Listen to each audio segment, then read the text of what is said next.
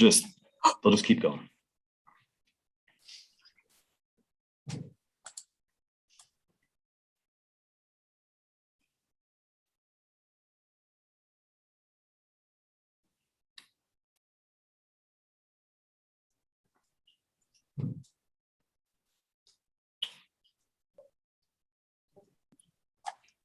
Do we have a motion to reconvene? I move to reconvene. Second. All in favor? Aye. Aye. Back in session. On the motion to exclude any exhibits relative to how to solve the problem, we are going to deny the motion. And we would like to move into the appellant's presentation of their case. Do please keep in mind that, we do have all the documents and we have read them. So if you'd like to give us a summary or point out anything that might not be readily evident from the exhibits that we've received, that's what we'd like you to focus on. Mr. Suter, the floor is yours. Thank you, Madam Chair, members of the board, and Mr. Sturkey. Appreciate your time today. My name is Sean Suter. As you know, I represent OTR Adopt Inc. OTR Adopt Inc. is a nonprofit organization that owns and operates property in the Over the Rhine Historic District, the same historic district where the subject properties are located.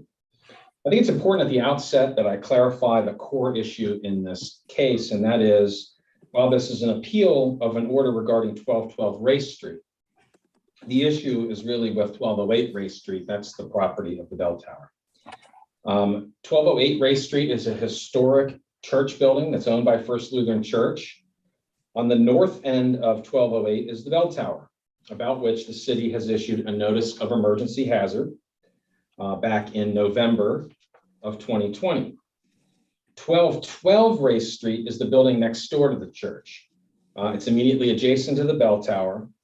And 1212 is not structurally unsound and poses no danger to the public. I don't think there's any dispute about that. The reason 1212 is involved here is because it has been identified, I believe, by the church and its demolition contractor as needing to be demolished in order to get to the bell tower. In other words, it'd be easier to stage a demolition of the bell tower if they could also demolish 1212 Race. So the two are linked, and the city has stated in an email prior to us, this at OTR 4, exhibit OTR 4, that because the amended notice pertaining to 1212 Race is premised upon the condition of the bell tower at 1208, any demolition for 1212 is conditioned upon a demolition permit for 1208. So in other words, 1212 doesn't have to come down if 1208 doesn't have to come down. We don't believe 1208. We believe the evidence shows there's an alternative to demolition for the bell tower. That also means that 1212 doesn't need to come down. Remember, we're in a historic district, the Over the Rhine historic districts. We're talking about now multiple contributing historic buildings having to come down relative to this one property. We just read into the record 143509-5C. That is the exception to the rule that you don't demolish a building in a historic district without a certificate of appropriateness. And as we said earlier, when the fire chief and the building official certify in writing that demolition is required for the immediate preservation of public safety because of an unsafe or dangerous condition that constitutes an emergency, that's an exception to the rule. That's what we're operating under in this case.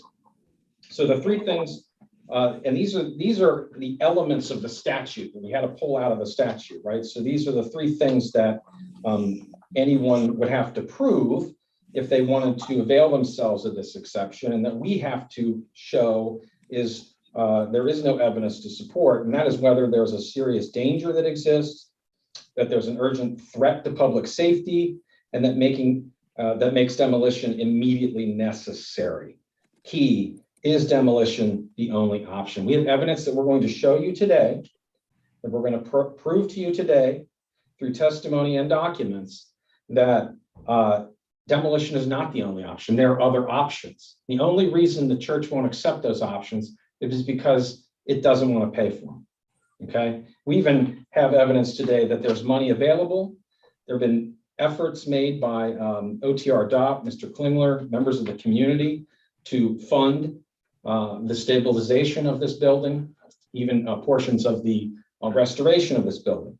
And the church will not accept these offers. So the emergency demolition order is not about whether Mr. Dahlberg ordered the demolition or made the order. He did. We can all agree. He issued the order. The question is whether he was correct in doing so, whether there was an abuse of discretion, whether the facts actually support the order. And the facts in this case do not. And that's where we're asking this board to reverse it. Once you see the facts laid out, and hopefully we'll get a chance to even talk with Mr. Dahlberg, I think it'll come out that this isn't the only option. Demolition isn't the only option. There are other options, and those options are reasonable and can be made. Necessity is not the same thing as convenience. I think it's important to remember that. The church will be putting on evidence today of the cost of the maintenance, the repairs, and the restoration of the bell tower as compared to demolition. And we've objected to that. We believe it's irrelevant to the ultimate issue, but whether an emergency exists that's so dire in nature that immediate demolition is the only possible way to make the public safe. Whether demolition costs less than repairs, not relevant. Whether repairing the bell tower benefits the church economically, not relevant. Whether the church can make a better return on its property by demolishing the bell tower and doing something else with 1212 is not relevant. Convenience is not the test. Demolition must be required. It must be the only option. And we strongly urge the board to reject any evidence not directly related to whether demolition is truly necessary. We have two witnesses today that we're going to be asking questions of. Paula Dombrowski, who is an engineer, consulting engineer with OTR Adopt Inc., will be testifying as to her observations and conclusions relative to the bell tower property. We'll also ask Danny Klingler, who's the head of OTR Adopt, to speak to his experience with over the Rhine, in particular historic buildings in over the Rhine. And with that, that's my opening statement. Thank you very much for your time and consideration today. Thank you, Sean. You may call your first witness. We'd ask that Paula Dombrowski be made available to testify. Paula? Good afternoon. Can I have all of your witnesses? Is it Paula and Danny? Paula, Correct. that's correct. Could you each raise your right hand? I need you each to answer out loud. Do you solemnly swear the testimony you shall give will be the truth, the whole truth, and nothing but the truth? I do. I do. You may proceed. Thank you, Mr. Sturkey. Thank you, Madam Chair. Good afternoon, Ms. Dombrowski. Could you state your full name for the record? Sure. It's Paula Joy Dombrowski. And what is your job title? I am the Director of Forensics and Restoration at Julie Cromwell and Associates. And what is Julie Cromwell and Associates?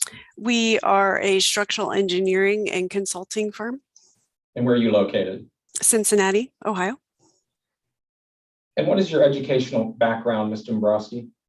I'm a graduate of the AE program at Penn State. I have a bachelor's of architectural engineering.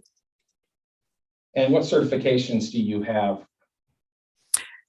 Professional engineer in multiple states, also registered exterior wall consultant through IBEC, and a lead accredited professional with the USGBC. And are you a registered engineer in the state of Ohio? Yes. And do you work in the city of Cincinnati? Yes. And what is your experience relative to the stabilization and restoration of historic buildings in Cincinnati? So I've done quite a few, both in Cincinnati and outside of Cincinnati and other historic districts.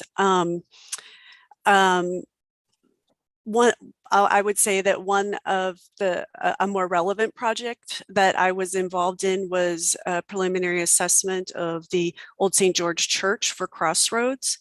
I was not the engineer of record on the repairs, but I was in there in the very beginning for Crossroads. Again, very similar type project, though different repairs were required. I've done outside of Cincinnati, but nearby, again, peer reviews for Hotel Covington, another historic building and structure, on behalf of the contractor, was called in for that. I've done building assessment for the Frisch's building in downtown Cincinnati.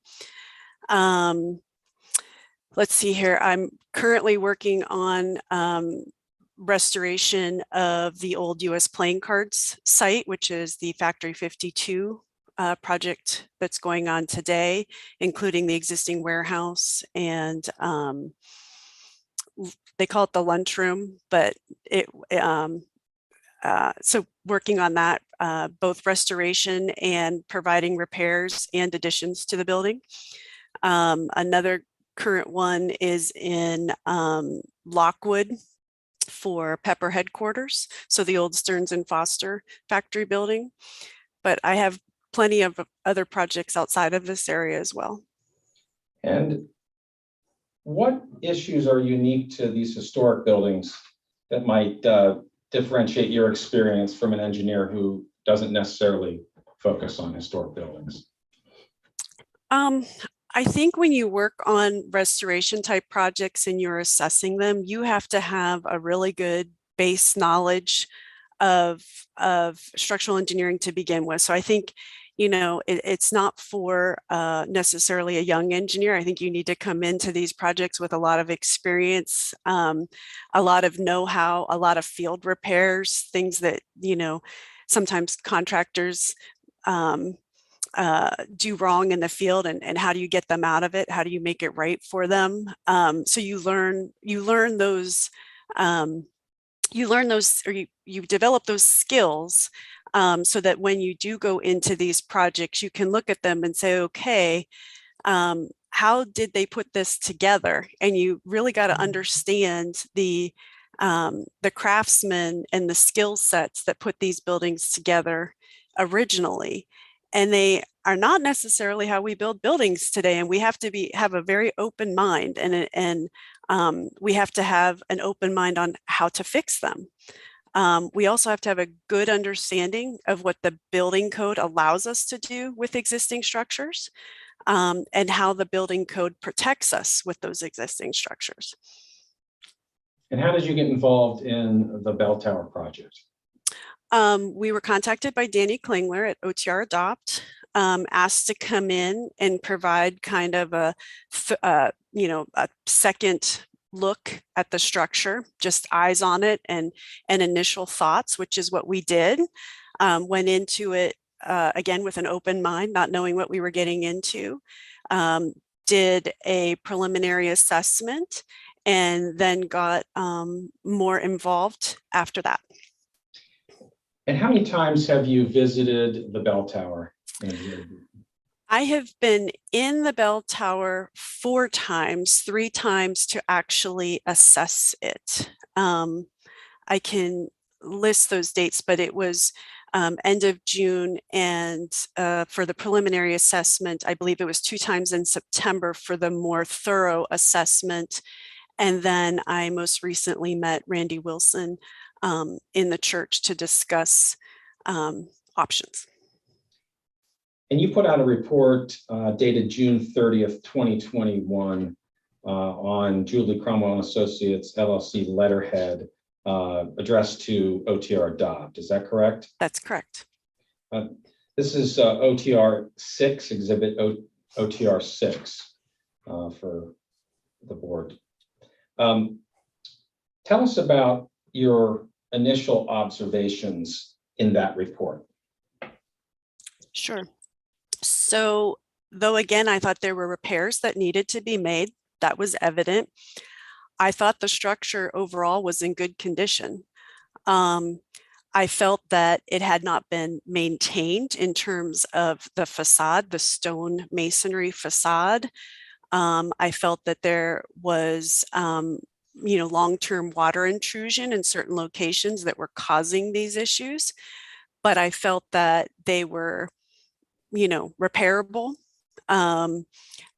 I did not feel an immediate risk of collapse or anything like that. There were isolated areas of stone coming off of the building due to a degraded steel girder.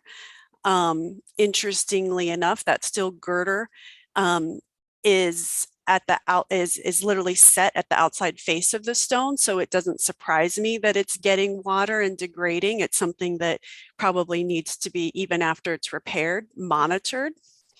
But again, it's a 125-year-old structure, and it's finally the edge of the flange of how this steel girder is put together has degraded.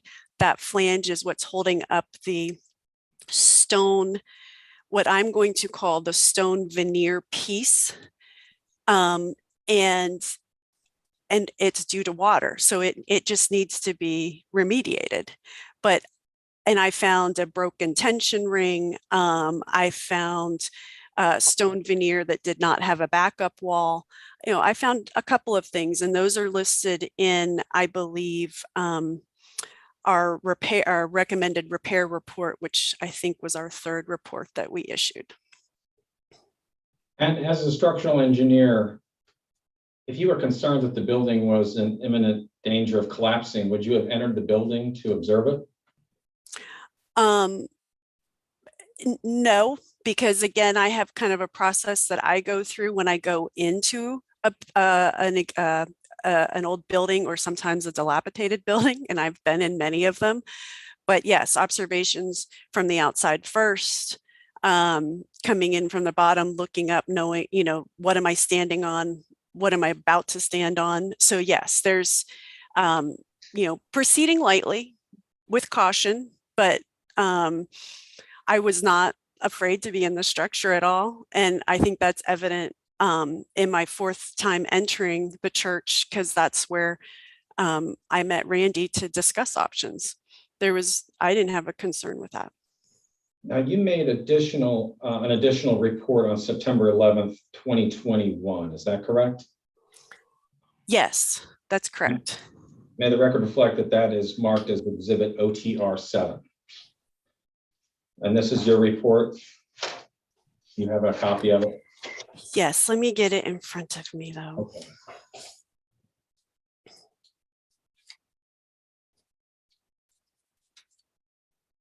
Okay, got it. Okay, and this is your report, and that's your stamp, professional engineer stamp on page 11? Yes, that's correct. And what additional observations did you make in this report? So this report, the purpose of this report was to try to describe how the bell tower is working today. And again, with the caveat that I had access to a small piece of that existing structure, but much of it is covered up with plaster. So there are still some unknown pieces. However, the goal of this report was to show that there are other elements interconnected with the bell tower structure that are likely the reason the bell tower is in its condition today, working well, performing well, no signs of structural distress due to a lateral system or lack of lateral system. And so again, this report provides just a small piece of what is helping that structure to work today. And I'm sure there's more. I would love to, get in there and open up some plaster and share that with everybody, so that they would understand how the structure is working today. But in my opinion, the bell tower is integrally connected with the sanctuary structure through the wood roof framing, through the gallery and first floor steel framing, and that there should be no cause for alarm for this structure to come down. There's no sign of distress. Now, the church's engineer, Mr. Randy Wilson, has come to a different conclusion than that, right? And what accounts for the difference in your conclusion versus his, in your professional opinion? I would say, and again, this is firsthand knowledge because I spoke with Randy at length. He is discounting anything other than the 4 columns that support the gravity load of the tower and the 2 masonry walls on the north elevation and the east elevation of the bell tower. So he is discounting anything connected to the structure, tying into the bell tower structure. Yeah. So it's your opinion that the 4 walls are not at issue? Or the missing 2 walls? Correct. Correct. That's not an issue for me. And you made a report on September 30th, 2021, proposing repairs. Can you tell us about that? May the record reflect that this is referring to Exhibit OTR 8. Can you describe the proposed repairs, in particular, what the 1s and 2s mean that you inserted in the report? I'm not sure I understand the 1s and the 2s.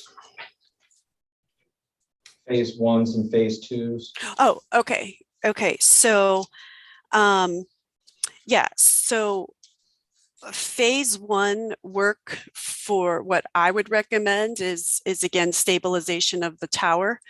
That would include repair of the steel girder. So we would have to remove some of the masonry stone facade to do that.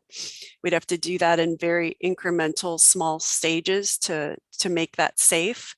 I believe that the tension ring, I would repair that. I would provide some enhancements to that tension ring. I would add a tension ring up above out of wood, very, very easy to frame out for the contractor. I had in here putting up a backup wall for the stone veneer that's missing the backup wall on the west face.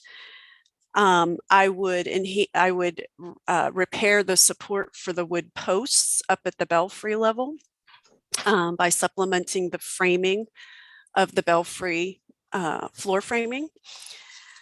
Again, most of the repairs that I recommended were out of wood, except for the replacement of the girder itself, which of course is steel, cast steel. I'm flipping through it. I would make a couple of enhancements. I would add some flashings to help direct water away from things to help mitigate that. Based on the original construction, I would put some flashing in areas, you know, again, if that's allowed for historic concerns. I would also, again, recommend replacing the roof. The slate tiles are missing. Some are missing. Some are not seated well. And again, we have to remember, like, the water infiltration is often the start of major issues later on in these buildings. And we see that with the steel girder. So I am a proponent of putting stuff, again, back to the original construction, which is what the building code allows, in addition to mitigating the water. So in addition to recommending a new roof, I recommended that the louvers be replaced, the flashings below the louvers be thought through, again, to get water away from the facade, away from the surface. And then phase 2 would be a full restoration of the stone facade. So of those repairs that you recommend in your report, the wood frame louvers are in phase 2, correct? I don't think mine is listed in a phase 1 or a phase 2. That might be how someone has Okay. priced it, but I don't think I listed them in a phase 1 or phase 2. And what would be your phase 1 stabilization items, the must-haves to stabilize the building? So again, I think in alignment with where I believe Randy's immediate concerns would be, again, steel girder, tension ring repair, re-support of the wood posts. Let me think if there's anything else in there. I believe those are the top 3 items in the immediate stabilization. And if those items were completed, you believe that would allow the city to lift this order, correct? Correct. There would, you know, again, there would be no concern for even an, yeah, there, exactly. And Randy Wilson, the engineer for the property owner, also put out a report on September 16th, 2020. Now, this was a year prior to yours, but he also, in his report, which may the record reflect, is located and marked as Exhibit OTR 10. He also indicated that the bell tower could be made safe with structural repairs in that report, correct? Correct. And how do your proposed repairs differ from Mr. Wilson's? Well, after speaking with him, we're definitely not on the same page for one item. And that would be the seismic upgrade that he's proposing. And I disagree with that. The seismic stabilization that he is proposing is an upgrade and beyond the requirements of the building code. But his initial, and he has it broken down into phases, his initial phase 1 stabilization work, I would agree with. And in addition to that, he had remediating the stone water table, or what is being called the stone water table. I'm not sure if that's the right word for it. But I agree with that. And with the repair of the steel girders, the water table has to be removed in order to make that repair. So I agree with that. So he had in there re-supporting the 6x6 wood posts that support the steeple. I agree with that. He had fixing the corner ties for the tension ring. I agree with that. He had mitigating the stone water table. I agree with that. And he had deteriorated steel box girders. And I agree with all of those. And you're referring to his report, just to be clear, there was a report of September 16th, 2020, marked as OTR 10. There was a report of January 22nd, 2021, also by THP Limited, marked as Exhibit OTR 11. And in that report is what you're Yes, testifying as to the phasing. Is that correct? that's correct. Okay.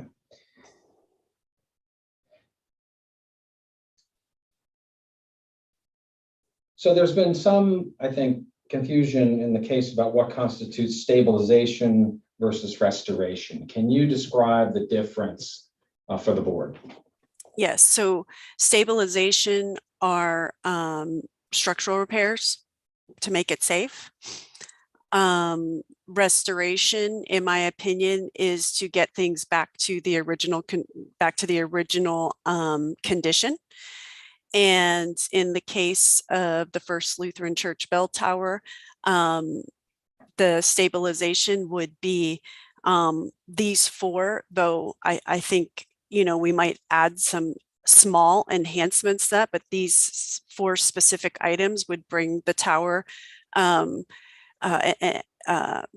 to what I believe would be an agreeable, stabilized condition.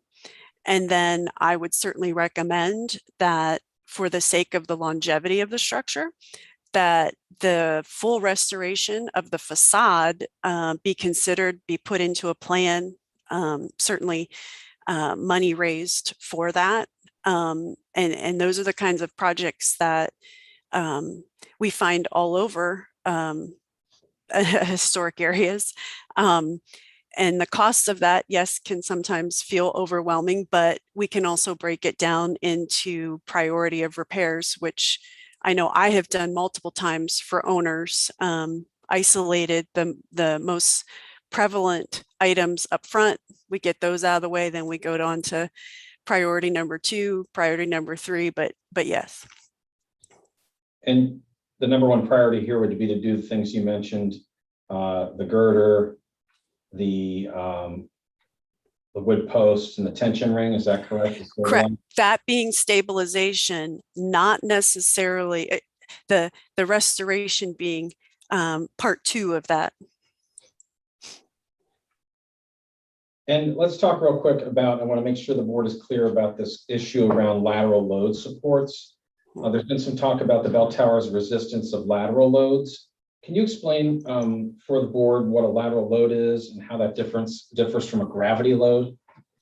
So lateral force resisting systems are put into place for lateral or horizontal forces that our buildings see. Our predominant lateral force here in Cincinnati is usually wind until you get to a heavier structure. Then you have to, start looking at seismic force requirements. I think it's important to note that the seismic code requirements that exist in the building code today are modern. They have only been around since about 2001 when the International Building Code first became adopted in this area. We are not in a high seismic zone, though current buildings, new construction, yes, are designed for seismic. Let's stop and talk about seismic real quick. Sure. First, does the bell tower adequately resist its gravity load? Yes. Okay, so there's no issue with the gravity load. What would happen if it didn't resist the gravity load? We would see signs of that. And again, we're seeing an isolated sign of that right now because the stone, the first withe of stone is coming off because the girder is degraded and that 4 inches of steel needs to be put back. Is there any sign that the bell tower's lateral load system is failing? No.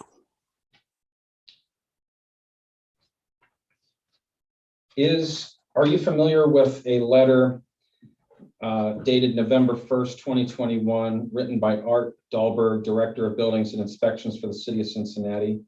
Yes. It was written to Pastor Brian Ferguson of First Lutheran Church. May the record reflect it's Exhibit OTR 14. In that letter, does Mr. Dahlberg conclude that seismic criteria is necessary as part of these repairs, that seismic criteria should be met? No, he is requesting that the bell tower be put back to the original condition. He discusses, it says right here, the repair work does need to resolve the water infiltration issues and restore the structural system to conditions equivalent to those that existed during the original construction, which I agree with.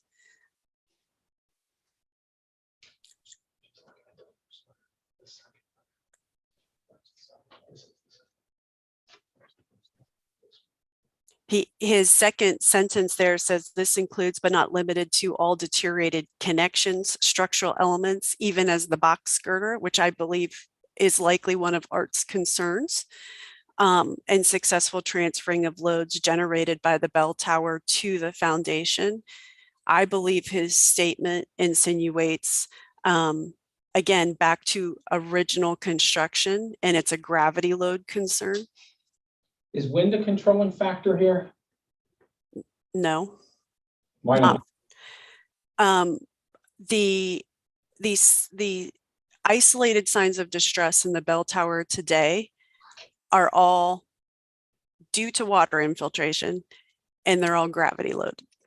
Is water infiltration a common issue with historic buildings and over the Rhine? Sure. And it's usually due to lack of maintenance with the facade and allowing water to get in. So in the letter from Mr. Dahlberg dated November 1st, 2021, that's marked as Exhibit OTR 14, if your list of proposed repairs is completed, those being the stabilization repairs, will the request in Mr. Dahlberg's letter be satisfied? I believe so, yes. And why is that? Because he Excuse me, Madam again, Chair, this is speculation. I don't know if it's appropriate in this forum to object or not, but she's speculating about what she might do, might meet what Art might believes is required, and she's got no foundation for the speculation. So I simply object to that. If these kinds of objections are not welcome, tell me, and I won't be a nuisance. I believe the board can entertain objections from attorneys during testimony. So there's an objection on the floor that this is speculation. Speculation. She doesn't know what Art's thinking. She hasn't discussed with does it help that I spoke with Art directly? So I'm sorry, Ms. Dombrowski, there's give us 1 second. There's an objection on the floor. Mr. Suter, do you have a response to the objection? The question was whether Ms. Dombrowski's proposed stabilization repairs would address Mr. Dahlberg's letter. So she's giving her opinion. She's an expert. She's a structural engineer, and therefore she can give an opinion about her thoughts on that. Madam Chair. It's within your discretion to allow her to present that testimony or not. I would allow it. Okay, Ms. Dombrowski, you can proceed. Yeah, so again, I believe the November 1st letter may have been prompted by a discussion that I had with Art, because there was there was 2 different takes on the letter that was provided on August 16th by Art Dahlberg. So I actually reached out to him and asked for a clarification. So he and I spoke at length via phone, and I asked him what he meant by his second statement in the 4th paragraph of his August 16th letter, to make sure that I understood what he was meaning. And he and I were on the same page. And it was that we wanted to put the building, or he was requesting the building be made whole through gravity concerns, and putting it back to the original construction, meaning the box girder. Any concerns with the tension ring, which again is a gravity support, and the posts that support the steeple. So yes. So no seismic upgrades are necessary. Is that correct? That's correct. So it sounds like the main point of disagreement between your conclusions and Mr. Wilson's is whether the bell tower needs an upgrade for earthquake loading. Is that right? That's correct. With the exception of seismic upgrades, based on a review of the documents and your conversation with Mr. Wilson, do you and Mr. Wilson agree on the items that need repair? No, we do not. And not for lack of trying on my part. When I met Randy, and now I can't remember that specific date, but he and I had a very lengthy discussion, and I disagree in terms of there does not need to be a seismic upgrade. There are no signs of distress with the lateral system. There are no signs of this twisting that Randy claims may or may not happen. There's no cracks in the brick on the corners, which is where we would see that. There's no cracks in the plaster in the existing building. And these are all things that you would see if there had been a previous event that that exceeded the capacity of the lateral system that exists today. So with that said, I said, okay, what if we agree to supplementing the lateral system with with what's there, let's supplement it to get it to meet today's building code, which again, we are not required to do, the seismic force that would exist today. And I asked Randy if he had calculated the capacity of the existing structure so that we would know what we would need to do to augment that in order to meet the code requirements that exist today, not in 1895, but today. And he had not done those calculations. And he said, because there wasn't a lateral system and it had zero capacity, which would mean it should be on the ground today. So with all that said, in your professional opinion as a professional engineer licensed in the state of Ohio with significant experience with historic buildings, especially those with water intrusion, is demolition the only option here? No. And I actually think that would be a terrible option for this project. And why is that? I don't want to opine on the cost of the demolition compared to the cost of the repairs, but in my opinion, the cost of the stabilization seems very feasible, potentially just as economical as demolition of the tower. I would also say that demolishing part of the tower is counterintuitive to Randy's argument, because you would still have the same, what he perceives as a flaw with the original construction that would still exist. So, and I don't agree with that. I don't believe that there's a flaw. I think he has not done his homework and figured out how the bell tower has actually been standing for 125 years. So in your opinion, is demolition required for the immediate preservation of public safety? No. No further questions. Thank you.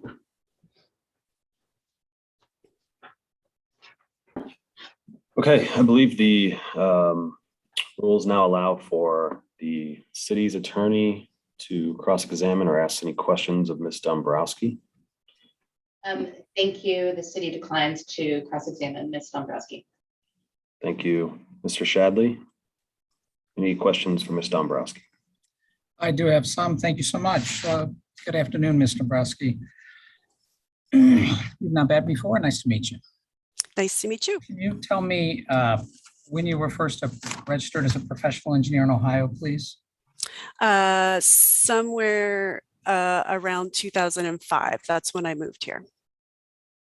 And were you registered before that? Yes, in Pennsylvania. How many people at Julie Cromwell and Associates are in your group where you are the director of forensic and restoration work? We have 7 people in our office. Are they engineers?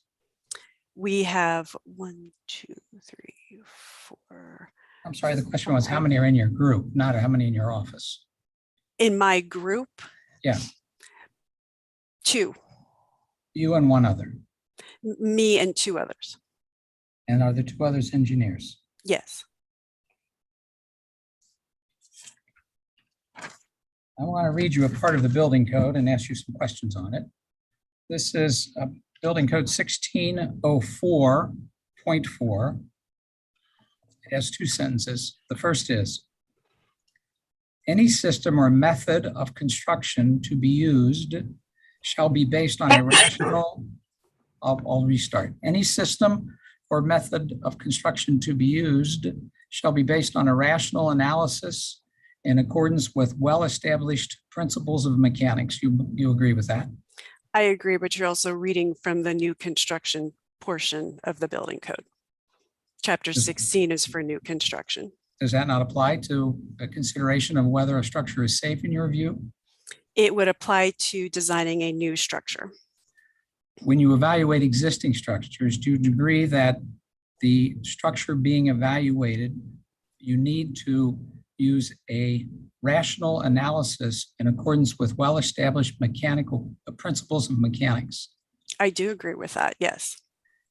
And when you evaluate existing structures, do you agree that it's appropriate that such analysis shall result in a system that provides a complete load path capable of transferring loads from their point of origin to the load resisting elements?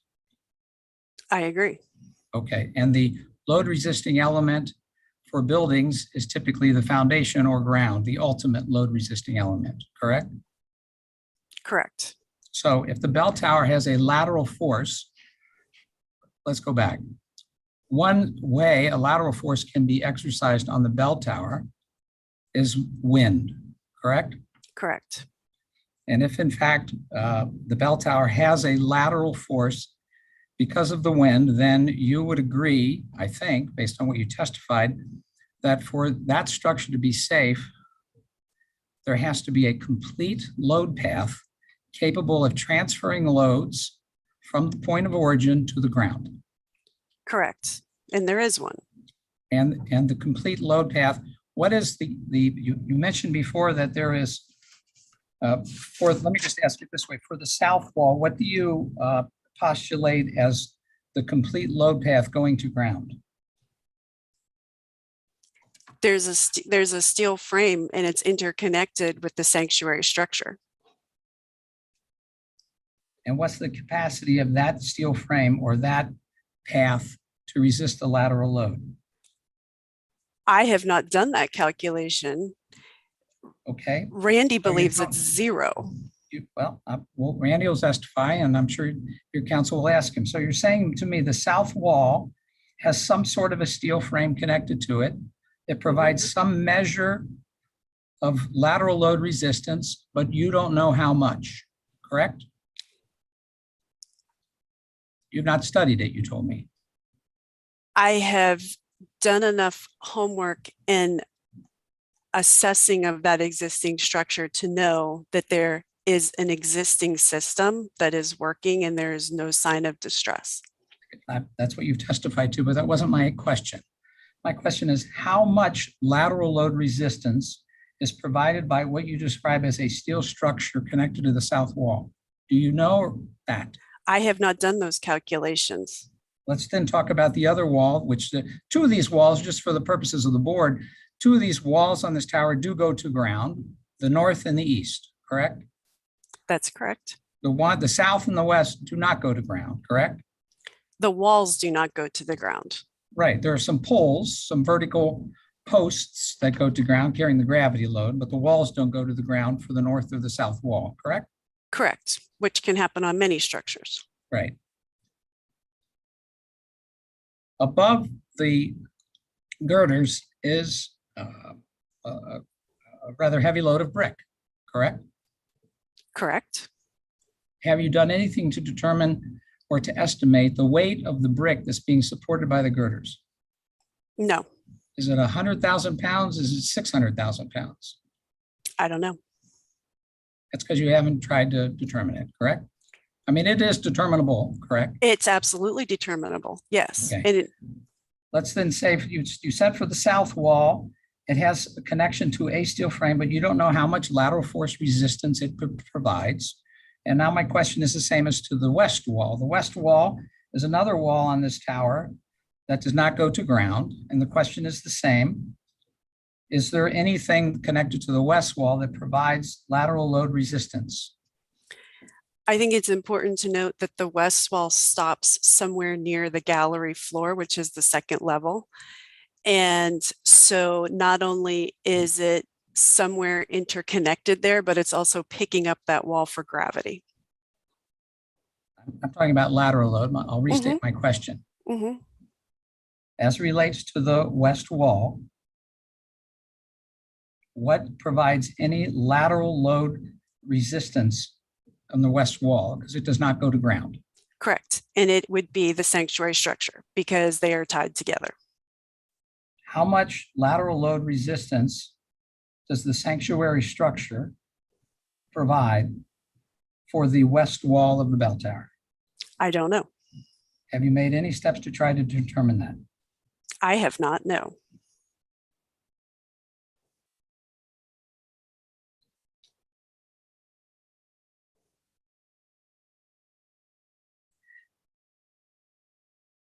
When you say the west wall is connected to the sanctuary structure, how do you understand it to be connected?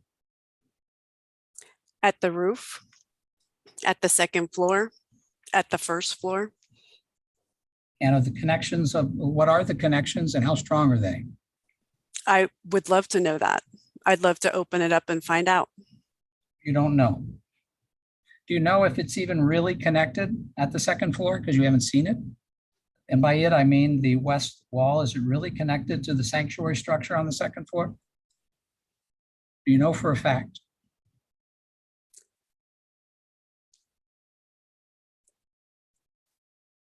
It is highly likely, but I have not seen it with my own eyes. And for the first floor, do you know for a fact whether the west wall is connected to the sanctuary structure? Do you know that for a fact? I would say that, again, I have not seen the structure, but even as I spoke with Randy the day that he and I met, and I asked him what was likely supporting the west wall, he agreed with me that there had to be something. But you don't know what it is. I do not. And you don't know the amount of lateral load resistance it provides. No, I do not. I was not given permission to open up the plaster in the existing building. I'm counsel for the church. I've never received that request. Have you made that request of your lawyer? And do you know if your lawyer has made that request of me? Because I've not received such a request. Have you made that request of your lawyer, of Mr. Suter? I believe this was discussed before I knew Mr. Suter was involved. Discussed with whom? With Danny Klingler. Did Danny make the request of us? Because I've never heard anything about it. That I don't know. Okay.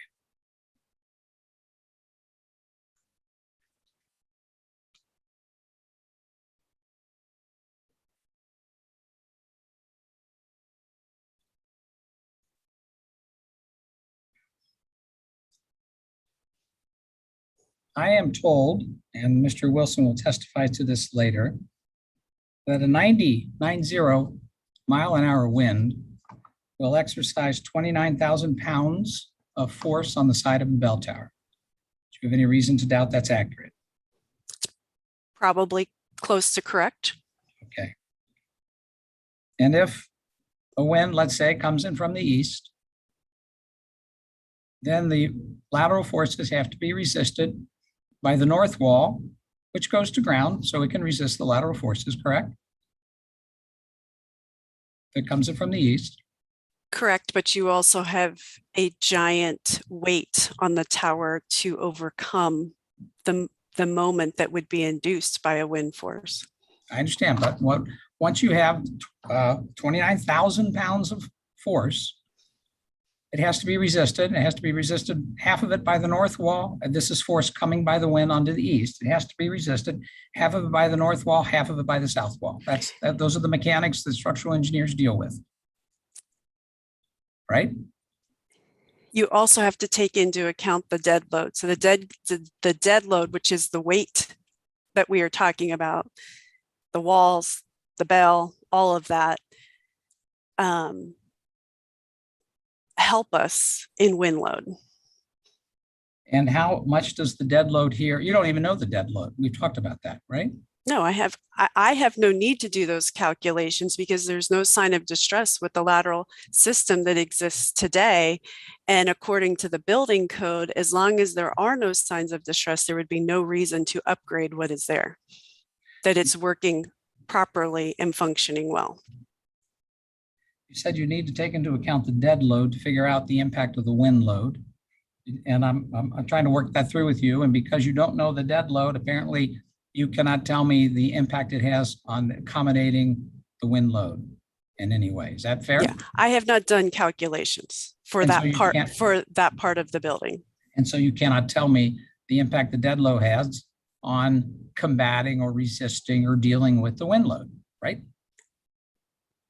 Because you haven't done it, you haven't studied it. Fair? I cannot, but likely there's enough dead load to overcome any wind force that's pushed against it. You say that even though you don't even know the dead load, right? I guess it's my years of experience, sir. Okay, back to my question. If you have 29,000 pounds applied by wind coming to the east side, that weight, 14,500, half of the 29,000 of lateral force has to be resisted by the north wall and has to be resisted by the south wall in order to withstand the wind, correct? But there's no south wall. Again, it's going through the structure of the sanctuary. That's right. So do you have any idea whether a 14, well, let me back up just so it's clear to the board. Do you agree with me that if there's a 90-mile-an-hour wind, you have 29,000 pounds coming at the east wall? Do we have that agreement? Roughly 29,000. It's coming into line with the east wall, but again, it's passing through the structure that it's interconnected with, which we have in many buildings. Yeah, I understand That's that. not unusual. Would you agree with me that an engineering analysis would look to split that 29,000 pounds and look in the north wall to see if it can handle the 14,500 pounds of lateral load, and look in the south wall or whatever the south wall is connected to see if it can handle the 14,500 pounds? Is that how you as engineers work on lateral loads?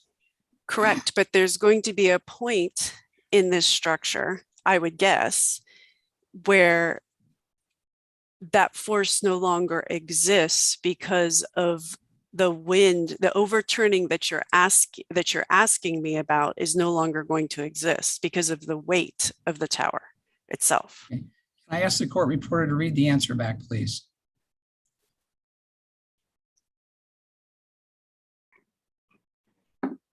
Brenda, are you with us? You're on mute. I'm here. I had to catch up with all the words and everything. So just give me a second. Yeah. Sure. Correct, but there's going to be a point in the structure, I would guess, where that force no longer exists because of the wind. The overturning that you're asking me about is no longer going to exist because the weight of the tower itself. Thank you. And I'm sorry, we're back on the record, ma'am. Are you ready? Thank you. And as you framed that answer, you said, I would guess. So you're not at all sure. I haven't done the calcs. So it's a guess, right? That's what you said. You said it was a guess. That's why I had to read it back, make sure I heard what I thought I heard. You said, I would guess. Did you not? Again, the structure is working very well today. You're I not would answering have my question. I would have no reason to doubt the structure as it exists today. You're not answering my question.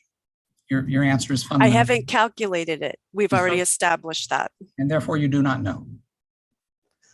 Correct? I don't know. Okay, so if we deal with a 90 mile an hour wind applying 29,000 pounds of force by hitting the east wall, the south wall and whatever it's connected to, I think we've established would have to resist half of that, or 14,500 pounds. And I think you've testified, you've not calculated or determined whether the south wall would be able to resist the lateral load of the 14,500. Do I understand you correctly? And as Randy has disclosed to me again, there isn't a south wall, and that is true, right? It is going through the sanctuary structure. So I guess I don't understand the question, because there isn't a south wall once you get below the girder to actually calculate. That's a fair point. I'll restate the question. And so again, it becomes a three-sided box, and you have a west wall, a north wall, and an east wall. The west wall stops somewhere around the gallery structure, of which it is then transferring through the steel frame of the gallery and the sanctuary.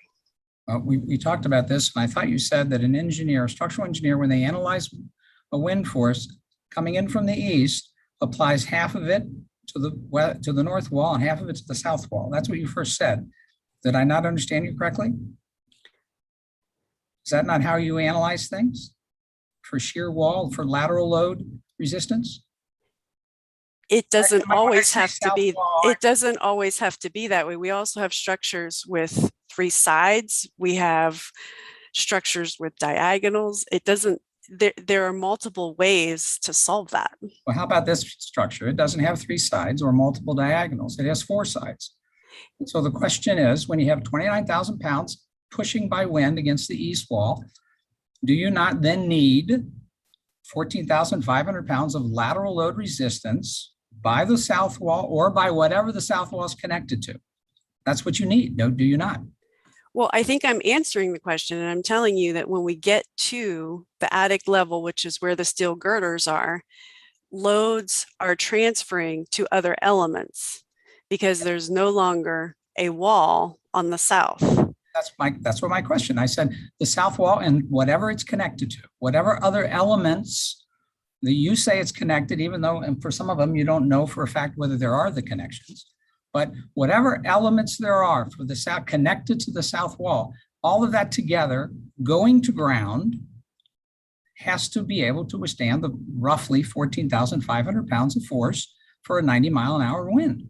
Yeah, and it must, Okay. and it's working, right? And have you done anything, repeat, anything to determine whether the south wall and whatever it's connected to is able to withstand the lateral load provided if in fact there's a 90-mile-an-hour wind? No, I have not done those calcs. Okay, thank you very much. 1 minute, please.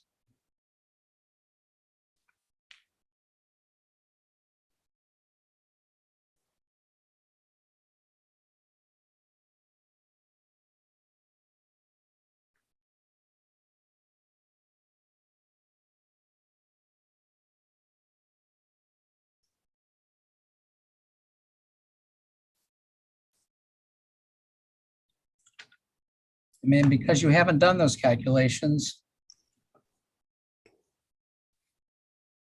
I think you just told me you haven't done the calculations to determine whether the tower can withstand the 14,500 pounds delivered by a 90-mile-an-hour wind. Then you haven't done the calculations to determine whether the bell tower can stay standing with the 90-mile-an-hour wind, have you?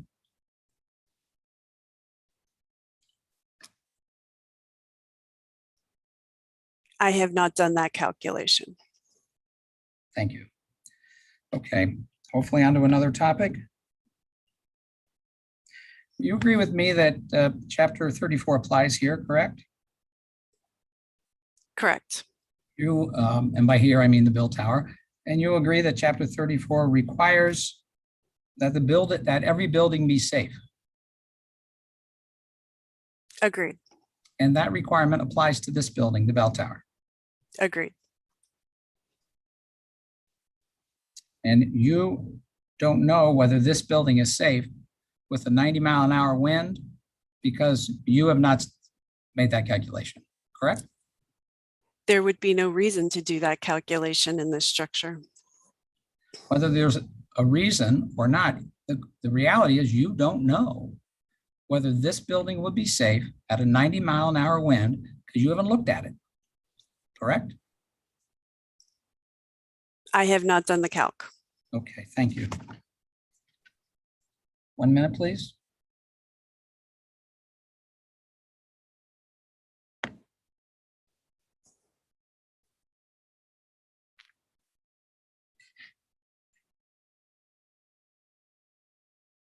You certainly are aware of the condominium that collapsed after 40 or so years of life down in Florida.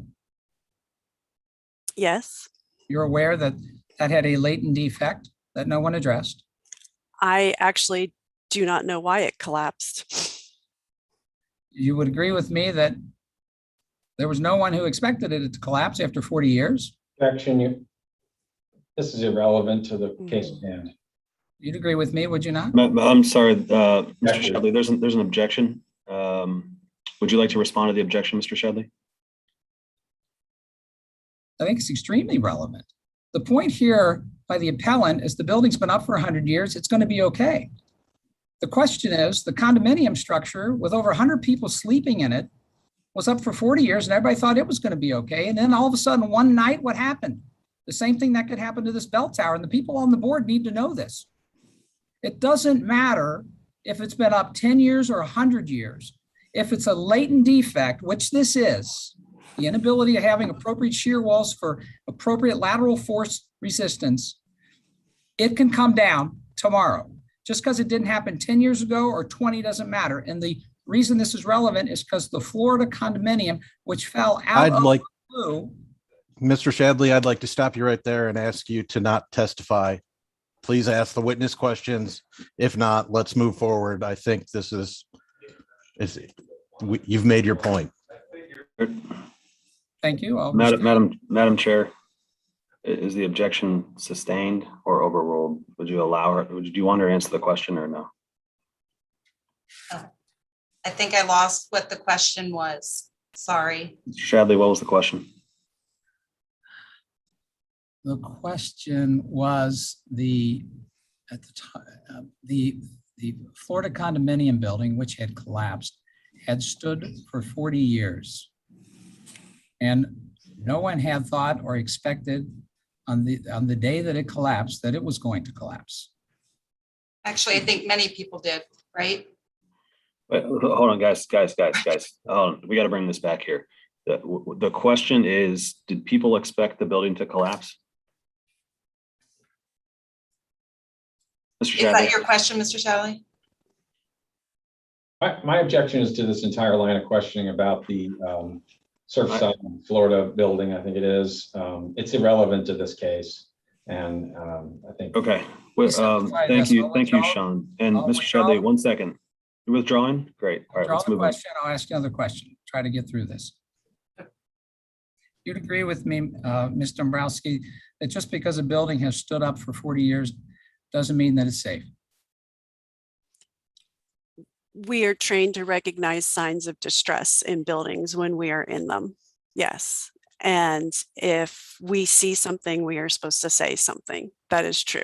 I have not seen a sign of distress in the bell tower that would indicate any imminent collapse.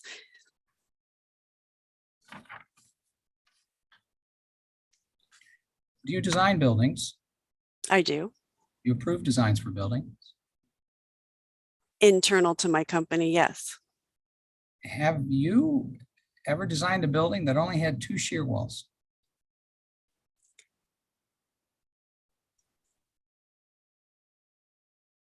I'm sure I have. I'm sure it also had other elements to it too. And did it then take the lateral forces to the ground sufficient to withstand the applicable wind load? Absolutely. There's more to a structure than shear walls. Thank you so much. No more questions. Thank you. Okay. Any questions from the board for Ms. Dombrowski? Yeah, I have a question. Ms. Dombrowski, when you reviewed the property, I'm assuming you were brought on by OTR? That's correct. And you just contacted the church. Did the church give you access, or were you trying to review all of this from historic records or from the exterior of the building? No, the church provided the initial access and the pastor escorted us through the building. Okay, thanks. Any other questions for Ms. Dombrowski from the board? Okay. Sorry, we're now moving on to comments from government officials. So Ms. Fauborg and Mr. Dahlberg, floor is yours. Please, yes. Thank you very much. Again, is this intermediate to our second witness? Or what? Oh, yeah. Thank you, Mr. Suter. I'm sorry, everyone. Yeah, we do have a second witness. Hold that thought, Mr. Dahlberg. Danny Klingler, you are already sworn under oath. Yes. You can proceed, Mr. Suter. My apologies. Thank you very much. No problem. Good afternoon.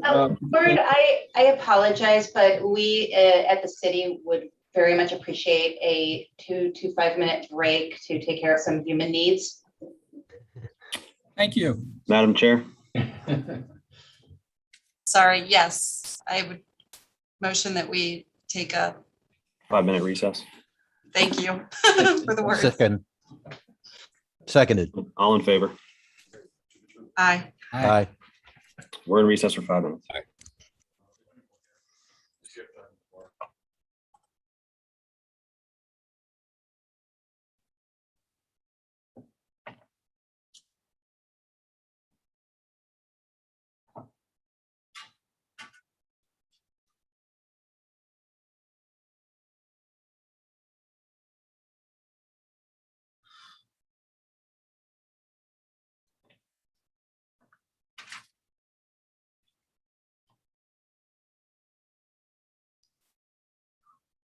Okay, this is Fritz.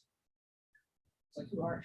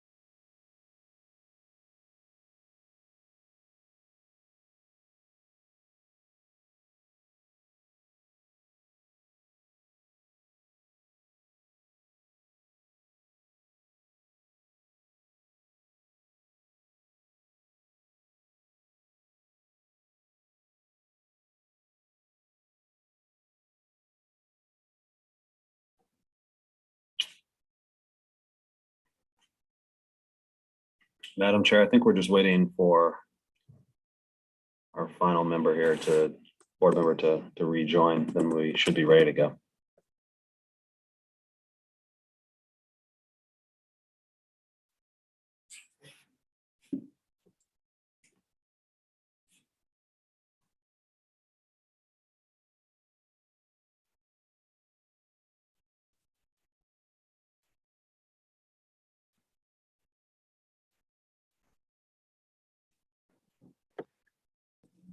I'm ready, Mr. Starkey.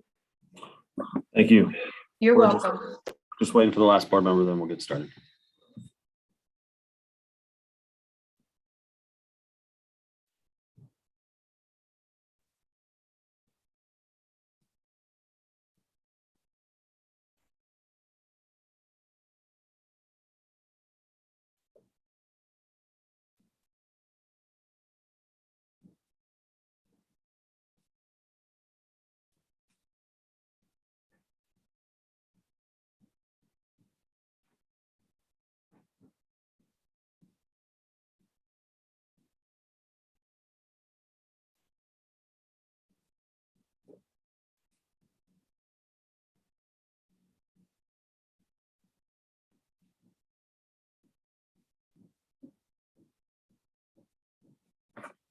Okay, I believe we're ready to begin.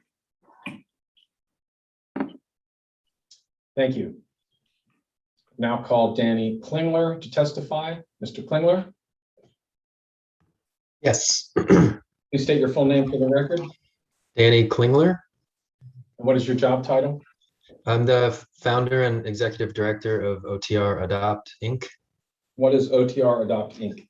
We're a historic preservation organization that was formed to help to save historic buildings in over the Rhine that were neglected and vacant and experiencing structural issues. So we have been around for 11 years and have helped to save over 60 buildings. All of them were vacant. Many of them were condemned. And we typically operate by doing the stabilizations, conducting a stabilization of the building and then transferring it to a new owner that's where the adopt part comes into play, and they do the full renovation. So you evaluate the structural integrity of these buildings at the outset of looking at them and evaluating them? Yes. Have you seen buildings in Over the Rhine that have been designated for emergency demolition?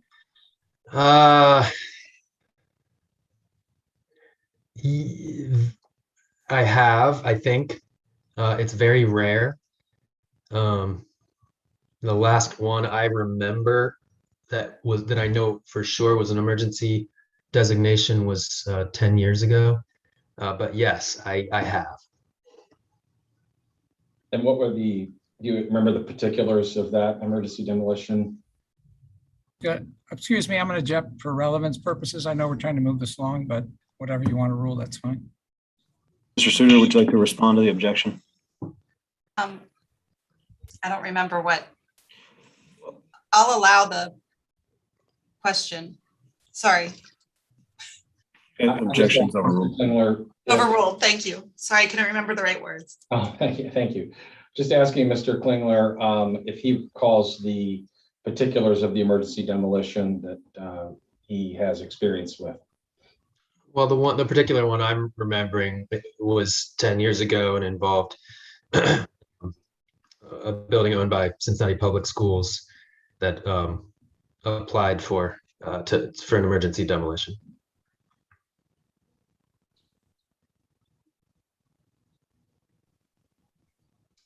So you have extensive experience with historic buildings in over the Rhine, correct? Correct. Some of them are not in great shape. Correct. Okay. You also have experience with fundraising for the restoration of buildings in over the Rhine. Is that correct? Yeah, we have to raise money to conduct these expensive stabilizations. And you're familiar with what is marked as OTR 15, Exhibit OTR 15, which is a pricing proposal from Buckeye Construction and Restoration. Is that right? I am. And did you seek out this quote? What is the date on that one? October 6, 2021. Yes, I did. And is this quote based on Ms. Dombrowski's proposed repairs in her report? Yes, it is. And what is the quote? Can you describe the quote in the pricing proposal? I believe if it's the same one that I'm thinking of, it's a quote for a stabilization that I think totals $373,000. Okay. And then there's a separate quote for restoration, correct? Correct. What's the Are difference? you referring to Exhibit 15? Because the number's not there on Exhibit 15. Exhibit OTR 15. Yeah, that's $1.5 million. Not 373. No. The pricing proposal dated 10/6/2021. Buckeye Construction and Restoration.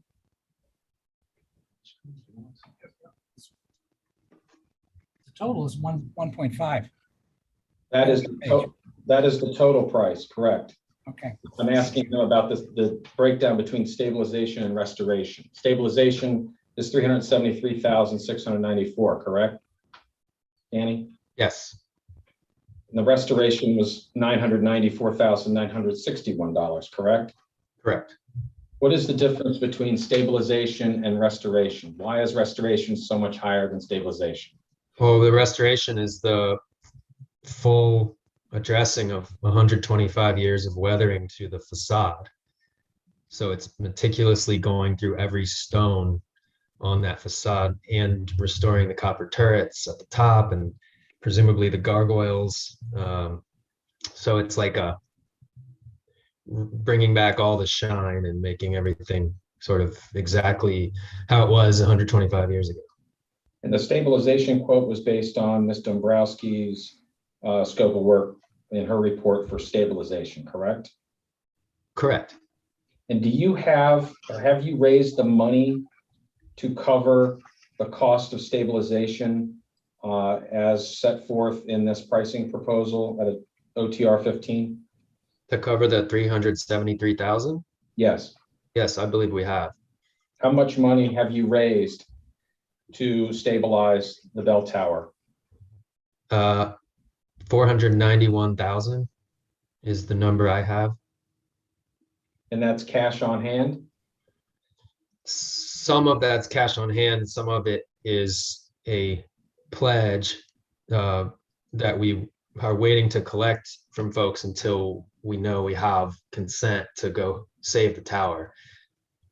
They didn't want to, that was part of the deal. We weren't going to take people's money unless we knew for sure we had a deal to save the tower. So they're cash pledges, I call them. Have you communicated an offer to the church to pay for the stabilization of the bell tower? Yes, I have many, many times, but yes. And have you communicated an offer to the church to assist in fundraising to pay for the full restoration of the bell tower? Yes, we have.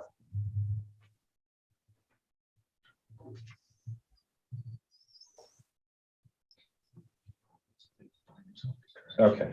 And have you promised the church to be contractually bound to fundraise and assume liability for the tower? Yes, I have. And I just direct the board to OTR Exhibit 16 with respect to that testimony. Has the church accepted any of your offers? No, not to this point. And do you have any idea why they will not accept any of your offers? I would have to speculate, so I won't do that unless you want me to. Okay, that's fine. That's all I have for you, Mr. Klingler. Thank you. Thank you. Ross? Anything from government's attorney? No, thank you. Mr. Shadley? Thank you very much. Hello, Mr. Klingler. Good to see Hello, you. Mr. again. Shadley. Good to I'll see be you. brief. For the pledges amount, the small pledges and donations are listed on page 3 of OTR Exhibit 16. This is your email as $141,000. How much of that is pledges? I've been told that's $30,000 in cash and the rest is pledges. Is that accurate or not? That is also my understanding. So the pledge amount then would be, if my math's correct, is 111. For the small pledges. Yeah, 111. The cash is 30. That sounds right. Yeah. Okay, thank you.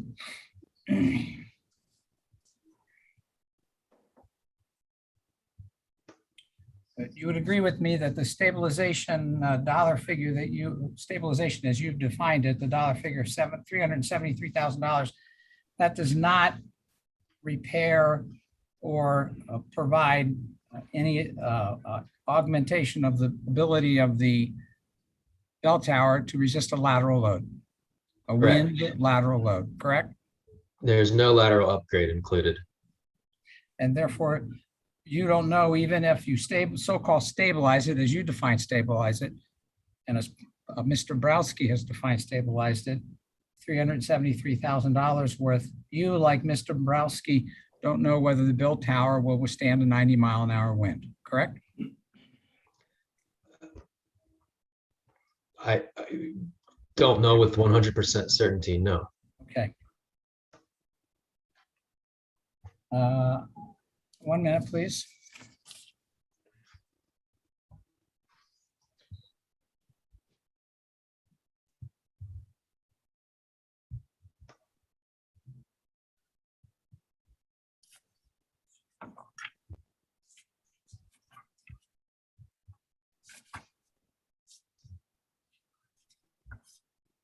The couple of questions still on this Exhibit 16 on the fundraising numbers. The grants that you've applied for, you list as $750,000, correct? Correct. Who are those applications? Who have those applications been sent to, please? They were sent, well, one was an application to the National Trust for Historic Preservation program called Partnership for Sacred Spaces, which was made in April, and then we qualified for the final round, which required a subsequent application in June.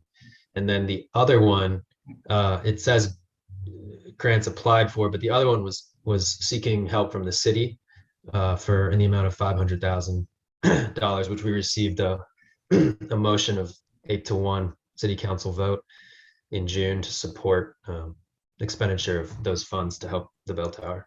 And when the city then voted on it at the end of the year, that $500,000 went away. There is no $500,000 coming from the city, correct? We were told that the city had heard that the church was moving forward with the demolition and could not give the funds in good faith. And so we did lose out on those funds in September. And the Most Sacred Spaces application was for $250,000, correct? Correct. And that has not come through either, correct? Same reason. We were assured we were going to receive it as long as the church wanted to save the bell tower. And when it became clear that demolition was proceeding, that was then the grant was given to someone else. The historic tax credits in your email here on Exhibit 16, page 3, is put in at $580,000, correct? Yes, we began the process of applying for historic tax credits to help with the costs. If the building at 1212 comes down, then that number goes down, correct? I don't know. We would have to have someone from the state of Ohio come out and evaluate. And the real historic tax credit value is $350,000 because it's really 60% of that 580 number, is it not? It's 20% of the total costs, whatever the costs are that are related to the restoration of the tower. Well, the bid that you've just identified, OTR 15, says the total cost is 1.5 million. So 20% of that is 300 grand, is it not? That is correct. And you have instead here 580. Why do you have it over by 280,000, please? Because we had originally attempted to we were originally using a higher budget number of I believe 2.5 million or even 3 million that included these lateral and seismic upgrades. So you understand if the lateral upgrades are included, then the cost is more in the $3 million range, correct? If they are included precisely the way that Mr. Wilson has designed them, and if they are bid by only the most expensive contractor, then yes, it comes to over $3 million. And have they been bid by anyone other than the contractor that the church had bid it, SSRG? Mr. Wilson's scope of work? Yes. So to be clear, Mr. Wilson's scope of work includes a full restoration of the bell tower, including restoration of all the copper, all the stone, everything structural, and construction of a box buttress next door as a seismic upgrade that cantilevers up to hold up the tower. When that was bid out by HGC, the whole thing, the whole scope of work, I believe it was 3 million or 3.1 million. Has it been bid by anyone else is my question. Oh, yes, it was bid in the late spring, I believe, by Buckeye Construction. And that was in what amount? 2.5 million. Lastly, on your list here of funds raised, you make reference to a $500,000 pledge by Kristen Myers, correct?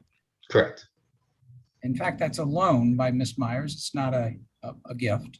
No, sir. That is incorrect. All right. We've talked to Miss Myers and we have a different understanding of what her intentions are. Well, I've also talked to Ms. Pastor will, Myers. pastor Action. will testify to that. Attorney's testifying, strike his testimony. Yeah, I'm not testifying to it. Well, the pastor will testify to it. We have an objection on the floor unless you'd like to. No, I don't Withdraw. have it. I don't need the question answered. Okay, I don't have any more questions there. Mr. Klingler, thank you so much. Thank you, sir.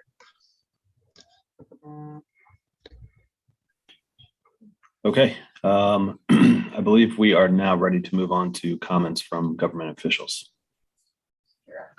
Oh, can I ask one question yes. of Mr. Klingler? Yes. Mr. Klingler, did have any of your other projects or the adopt efforts involved a property actively owned by somebody else where you were interjecting like in this way? Oh, well, not where, if it has been with someone else, it would have been where we were more aligned about trying to save the building. So I don't know that I can recall something where there was kind of two different trajectories about it. Thank you. You're welcome. Any other questions for Mr. Klingler? I'm here, thank you. Okay. Believe it is now time to hear from comments from government officials. So I'll turn the floor over to. Good afternoon. Again, this is Art Dahlberg. I'm the Director of Buildings and Inspections for the City of Cincinnati. I think what I'd like to do kind of quickly is just identify kind of how we are here. The appeal is actually for 1212 Ray Street, which is the adjacent building. The order that was issued to 1208 Ray Street is past the point of the appeal window. So we may be getting back to it, but that isn't actually what is being appealed here. So the order that was issued on 1212 Ray Street, I do not disagree with what people have said. There's no structural problem with that building. However, the fact that it is standing exactly where staging needs to be done to be able to affect either demolition or repairs on the bell tower. When you look at the bell tower itself, it is roughly 50 feet off of the face of Ray Street, and it's about 50 feet off of the face of Baldwin Alley. So to be able to do the work that is necessary, you have to be able to stage approximately in the back half of where that building is. So utilizing the power that we have in 1101-63.4, item number 4, we issued that order to be able to allow for the removal of a portion of that building. A condition of that order was that the facade remain, because we do try and protect the historic fabric in our community. So that was the purpose of that order, and it was merely to facilitate the work that needs to be done relative to the bell tower. I want to step back then to the bell tower itself. We had an opportunity to go into the bell tower and evaluate the bell tower. It was in October of 2020. It was a rainy day, coming down literally cats and dogs that day. So it gave us a great opportunity to see the amount of water infiltration that was coming into the structure. What we didn't observe was any evidence of the building suffering from the inability to transfer lateral loads down throughout the building. But what we did see is problems with the mechanism of transferring gravity loads. Virtually all of it was created by the water intrusion that obviously had been going on for years. We saw connections that were virtually no longer connected, such as the tension rings. We saw the box girder that has flanges that go almost to the perimeter of the bell tower, that they had so much water intrusion that the flanges themselves had completely rusted on off. So we had seen a number of the mechanisms that transfer the gravity loads not being able to operate the way they were originally designed and originally constructed. Based on those facts, we went ahead and issued the order that started all of this process in place. So that's why we're here. That's the issues at hand. During testimony in this hearing, there was a lot of discussion of what I was trying to get at or what I was not trying to get at in the letters that I authored. I thought I would share with the board what my intent was, since I was the author of those letters. The intent of those letters was because we had, in essence, dueling engineering reports relative to this. And at the request of Pastor Ferguson, I reviewed those reports, and he asked me to give him advice, for lack of a better word. And what I tried to map out for the pastor is both engineering firms highly respected in the community. Nobody's questioning their approaches. But from what the building code tells us to do, and what my job is to enforce the building code, not to be the designer on projects. But from what the building code tells us to do, unless there is damage to a building caused by an earthquake event, you do not apply the seismic provisions under new construction to the rehabilitation of a building. Not to say that a design professional can't design above and beyond what code requirements are, but my letter was trying to get at was, based on the provisions in Chapter 34 of the Ohio Building Code, that there isn't a mandate to apply lateral force improvements to this building. I'm not a lawyer. I'm an engineer, so I'm presuming the way I wrote the letter left something to be desired. But I have had conversations with both design professionals clarifying that. And then most recently, earlier this week, I issued a second letter to try and give even more clarity on that issue. With that, I'll be glad to answer any questions.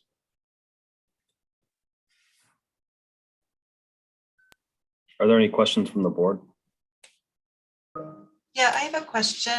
Mr. Dahlberg, you said you visited first in October of 2020. Was there something that triggered that first evaluation of the building? Yes, there was. I had a conversation with the urban conservator here in the city, who have been reached out from members of the church, stating that they had some concerns about the condition of the bell tower. I had, through Ms. Johnson, I had been shared copies of some original engineering reports on it.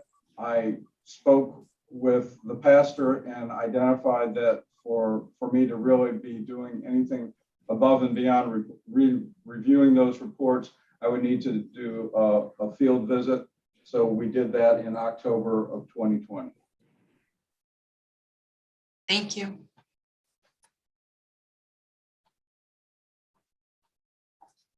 I have a question, Mr. Dahlberg.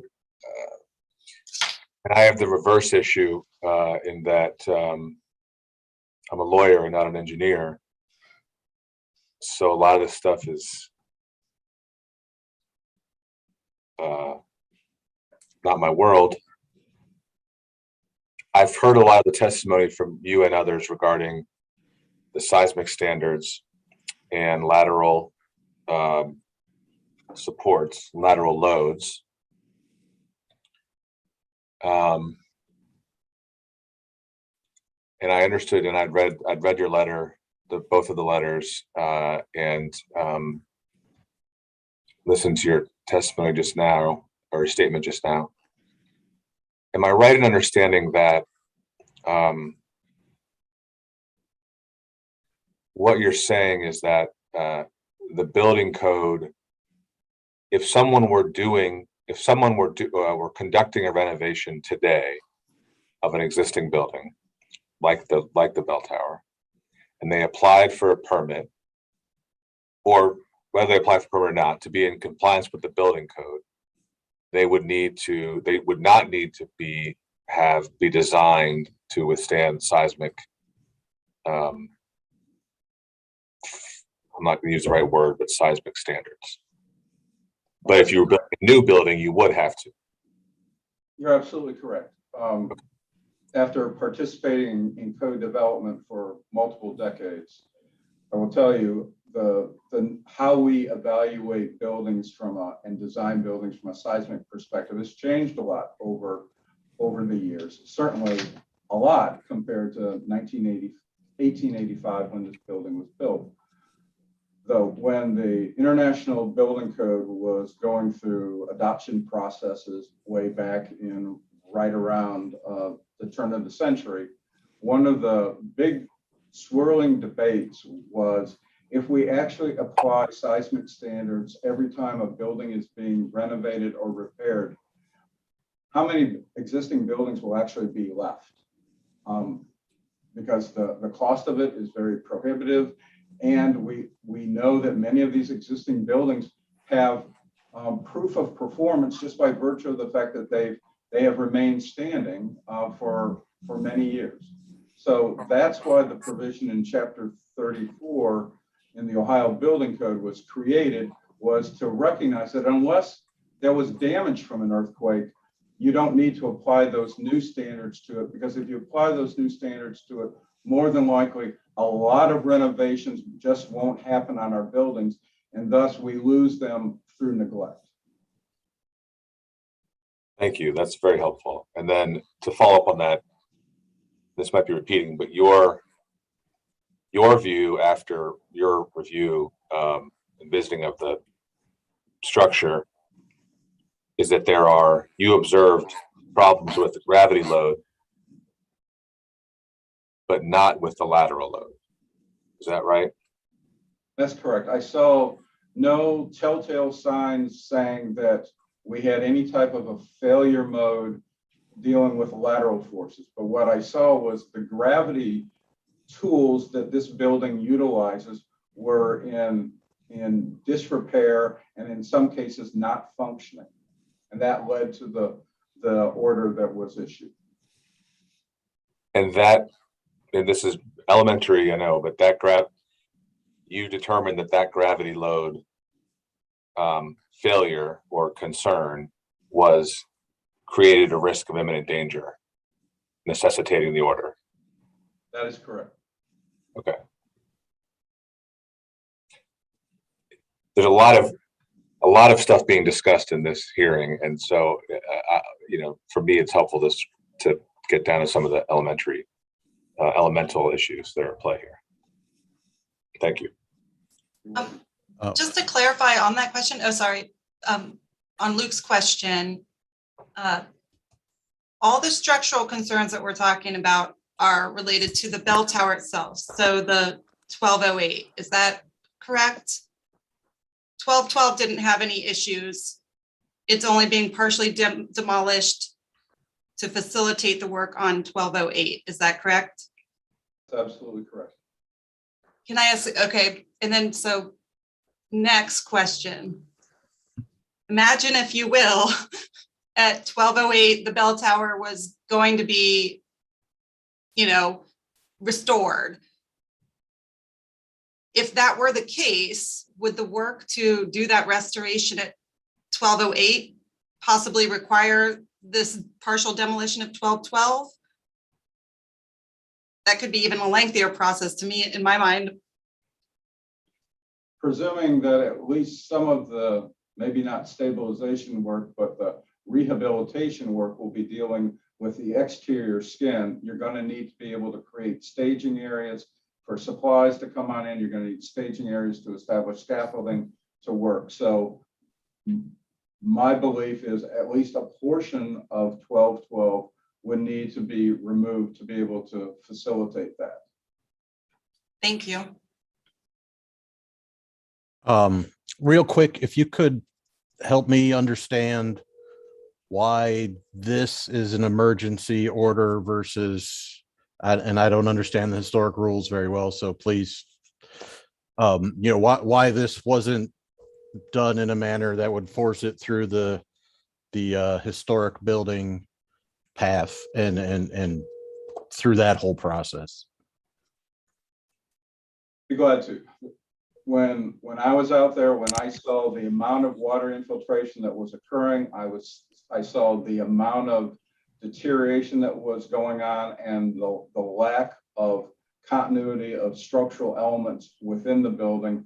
My concern was, given the right kind of event, Mother Nature event, that we could have a collapse that could hurt people, but remembering we have the streetcar running along Ray Street, we have a streetcar station right in front of this area, and that if we had a collapse there, taking out those lines, we could have electrocution of people standing there, we could have impact on people. So there was a real possibility, and I couldn't quantify that whether it would happen today or 6 months later, but if something wasn't done, that we would be putting the public in harm's way. And that's what led me to take the emergency order approach that I took, rather than having it go through the normal hearing process, since it is a historic building. And could you, just for my education, what is the normal process had this not quite met that standard? The normal process would be that it would have to go through a hearing in front of the Historic Conservation Board. It would be evaluated, first of all, by the urban conservator, who is now an employee of planning and engagement. They would prepare a report. There would be a public hearing. That board would have an opportunity to engage with all parties to understand the nature of what is being proposed, and then they would make a decision. Obviously, that usually takes from a time somebody files with the city, that is a 6 to 8 week process. So if you have an emergency concern, that prevents you from dealing with those emergency conditions. Understood. Thank you. You're welcome, sir. I have one more follow-up question too. So I think we've touched on this a little bit, but the way I understand, and correct me if I'm wrong, you made an order. You ordered the emergency demolition on 12/08.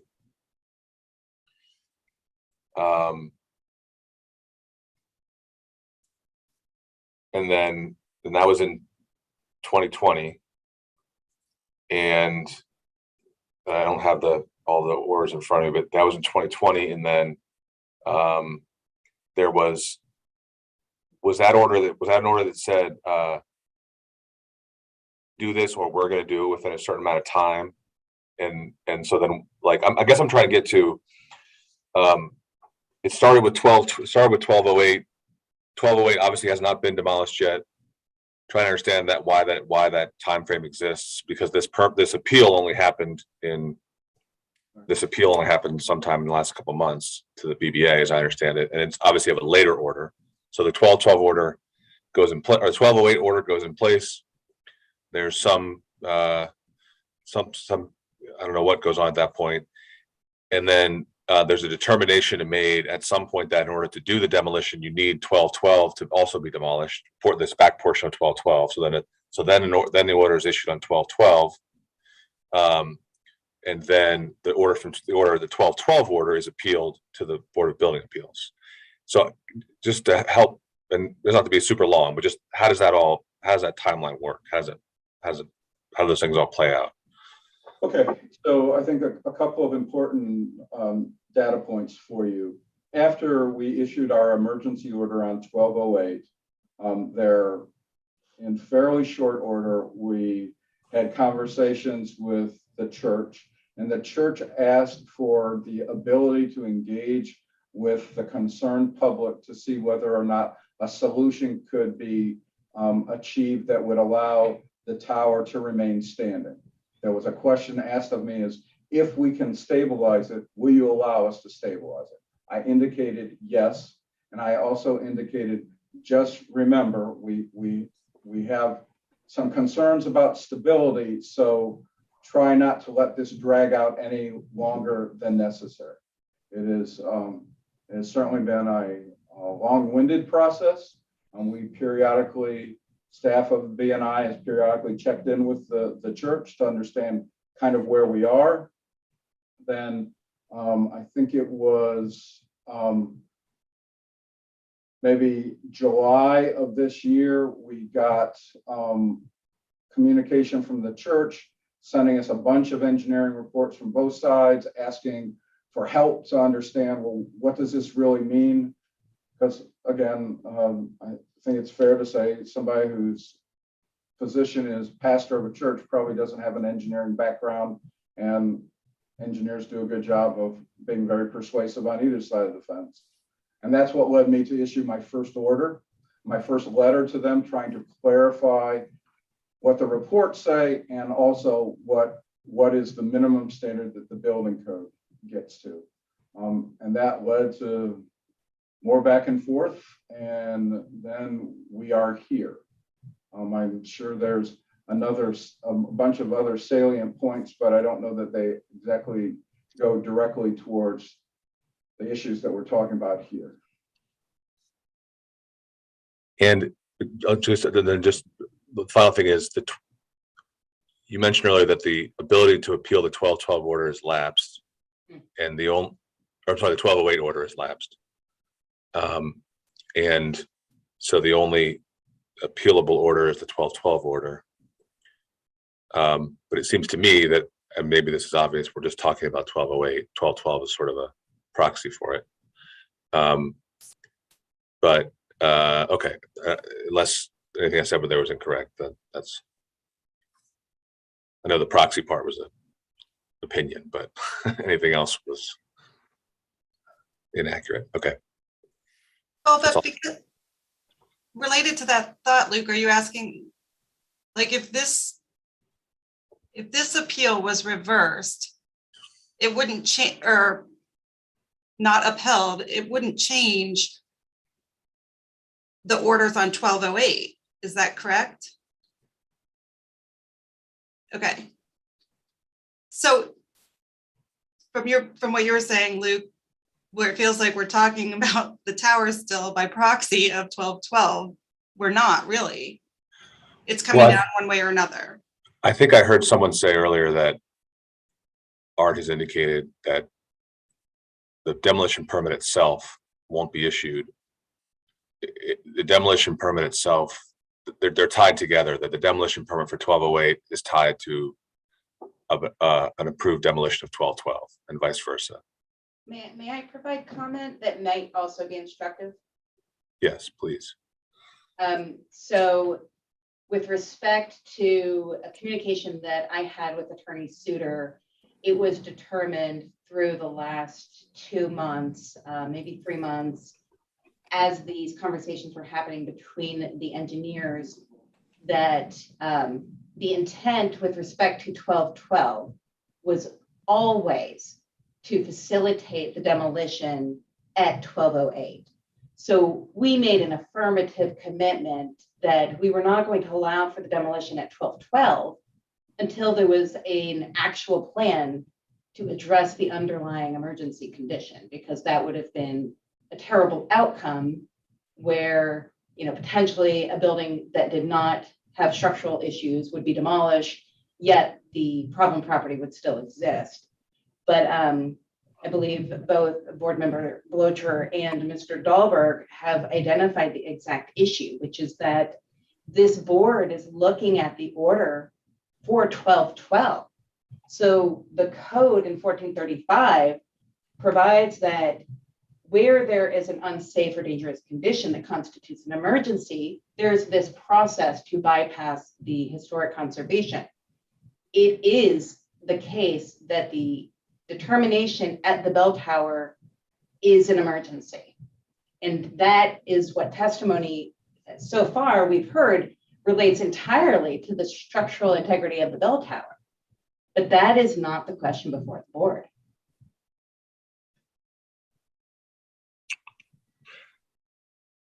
It's hard though, because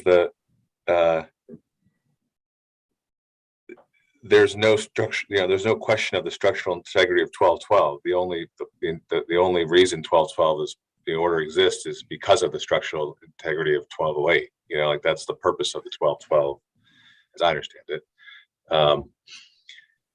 So, you know, anyway, it's a thorny issue. Well, and Madam Chair, to Board Member Blocher's point, as iterated previously, the notices both for 1208 and 1212 are an exercise of the city's authority to abate the emergency condition. These are not direct orders to a property owner.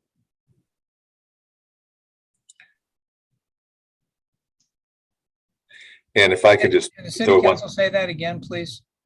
So I'm sure of it. Can we have the court reporter read back my statement? Perfect. Thank you.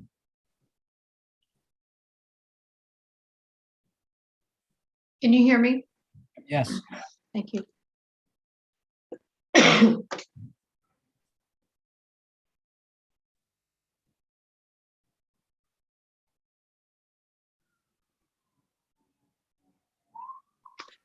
So with respect to communication that I've had with Attorney Suter, it was determined through the last 2 months, maybe 3 months, as these conversations were happening between the engineers, that the intent with respect to 1212 was always to facilitate the demolition at 1208.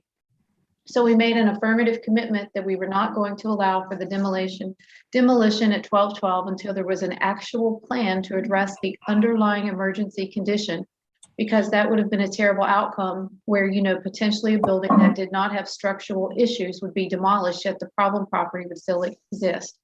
But I believe both the Board Member Blocher and Mr. Dahlberg have identified the exact issue, which is that this board is looking at the order for 1212. So the code in 1435 provides that where there is an unsafe or hazardous condition that constitutes an emergency, there is this process to bypass the historic conservation. It is the case that the determination at the bell tower is an emergency. And that is what testimony so far we've heard relates entirely to the structural integrity of the bell tower. But that is not the question before the board, Mr. Blocker. It's hard though, because there's no question of the integrity of 1212.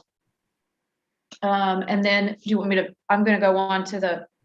Yeah, I just want her last answer, please. Okay. Madam Chair, to Board Member Blocker's point, as iterated previously, the notices both for 1208 and 1212 are an exercise of the city's authority to abate the emergency condition. These are not direct orders to a property owner. I apologize if I went too far back.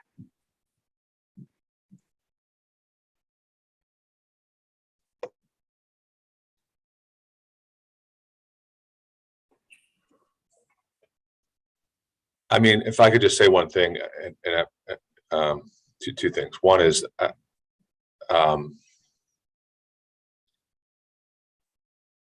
this point in the hearing, I think the appellant is essentially, as I understand it, made the case that determination that this is an emergency that's factually incorrect. That was a wrong determination. That's that sort of essence of their case. That the determination made by Mr. Dahlberg about 1208 is factually incorrect, and we have two battling experts to argue about that. There's that argument, and then we also have two experts also opining on that in addition. And that's why I understand the appellant to be saying asking the board to essentially jump in on and decide. And then the city, I believe, is saying the city has a clear authority here, and its own duty to abate nuisances, and the city has exercised that authority, and we've exercised it properly. And it's a very straightforward analysis, and we completed it. So I don't have a conclusory statement here except to try to summarize that's what has happened so far. And I know we're not even close to being done yet. My observation on that is an incredibly fact-intensive discussion. It's an incredibly opinion-intensive discussion, at least as framed right now. And I suspect we have a lot more of that to go back and forth on. I'm saying all that in case anyone can tell me I'm not observing the situation so far correctly. Because I'd like to know if I'm not, and I'd like the board to know if I'm not, but I think that is a correct summation of where we are. May I respond? Yes, I couldn't tell you who said that, yeah. This is Fritz, on behalf of the church. I think what Mr. Dahlberg just said should bring peace of mind to the board and response to the issue. He said the 1212 has to come down whether you take down the bell tower or restore and fix the bell tower. 1212 has to come down either way for the safety of the workers who do the work. I'm going to say it again. Mr. Dahlberg just said, and sir, please correct me if I'm wrong. I don't mean to be. I think we should. I don't think Mr. Shaley should be paraphrasing Mr. Dahlberg's testimony. We can have it read back by the court reporter. Because he didn't say that exactly as everybody heard what he said. No, he didn't say that. In fact, he said stabilization did not require 1212 to come down, I believe. So I will object to counsel characterizing the testimony of Mr. Dahlberg. He is right here and can provide it. Yeah, absolutely. So I think we're a little off course here. Madam Chair to Member Blocher, were you done with your statement? Yes, it was a statement that also asked questions. I'm just trying to level set where we are, and also level set what we have to go, and also communicate to my fellow board members around the fact that to me, we're being asked to make a serious fact determination in many ways, that feels a little different to me than some of our ordinary, which is did the building department apply this rule correctly or not? I mean, I guess you could say it is the same thing, but it is of a, many orders of magnitude higher and more complex than any of those scenarios. And then also, in addition to that comparison, I think, as always is the case with any board decision, whatever the board decides, we have to be able to have a basis for it that Mr. Sturkey can capture in an opinion. And so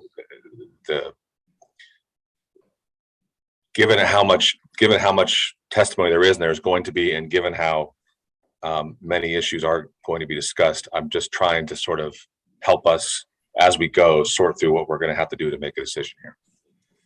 So that's done. I'm done with my interjection in the middle of everything. Okay, thank you. And actually, what we just, so the two witnesses have finished. I'm sorry, the appellant has finished. There were two witnesses. I believe those are the only two witnesses they had.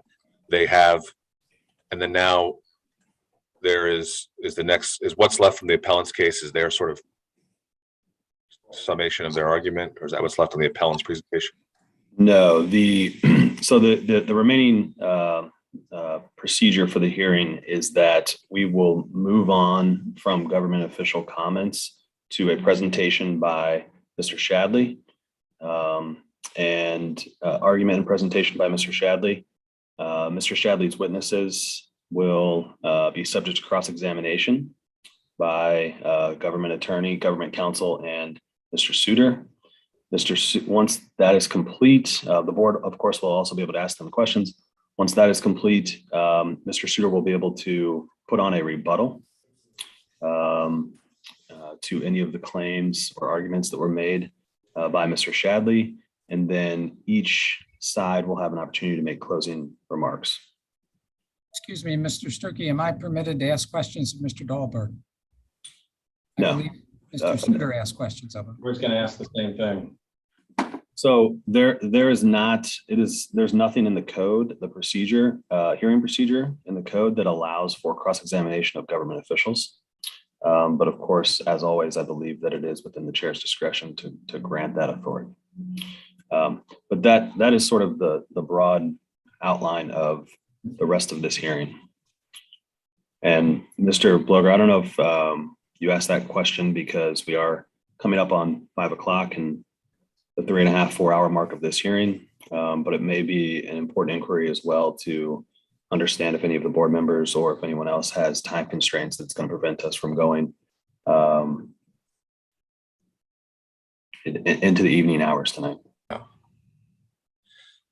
Well, just to be totally transparent, I do have a concern about that and I'm not just saying about my own time. I also mean sort of the quality of this process. I worry about having a sort of consecutive 7-hour hearing and the quality of what comes out of that.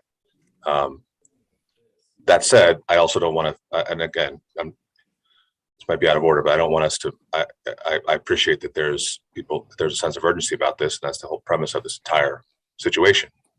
So I don't want us to delay, but if it's, we are at a natural breaking point in which, the appellant has presented their case, and now we're moving on to the appellee's case. It does, if people don't feel that would prejudice anybody, it feels like a natural place to perhaps break and then reconvene. In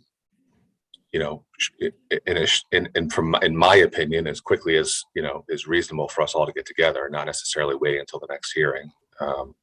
But unless all the parties want to wait till the next hearing, in which case I'm fine with that. One man's opinion. But I don't know, Madam Chair, like I'm sort of just stepping in here to try to conduct traffic, but I don't know if you have any thoughts on that as well. David, would it be reasonable for us to take a 5-minute break and have a deliberation just to discuss that, people's concerns or other commitments? Yeah, I don't see any reason why we couldn't briefly discuss that in private deliberation. Can I ask you all to discuss in deliberation whether I can ask a couple questions of Art and I guess Mr. Suter as well? That's perfect. I can respond to that. I would think that, yes, you should be able to ask questions of Mr. Dahlberg, but I don't think now is the appropriate time to do it. I think when you have your presentation, that'd be the opportunity and be able to ask some questions or clarifications. Thank you. Okay, do we have a motion to deliberate on how and when to proceed with the rest of the hearing? I so move. Second. All in favor? Aye. Okay. Hold tight, everyone. We'll be right back. Thank you.